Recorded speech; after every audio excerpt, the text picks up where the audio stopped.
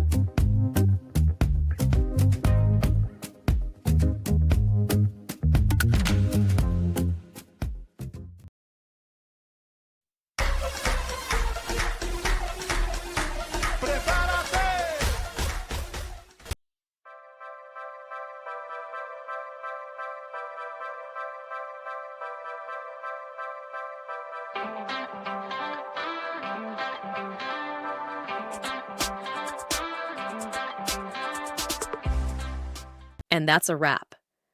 I hope you found the answer you were looking for. If you did, take a second to hit that subscribe button. It really helps out.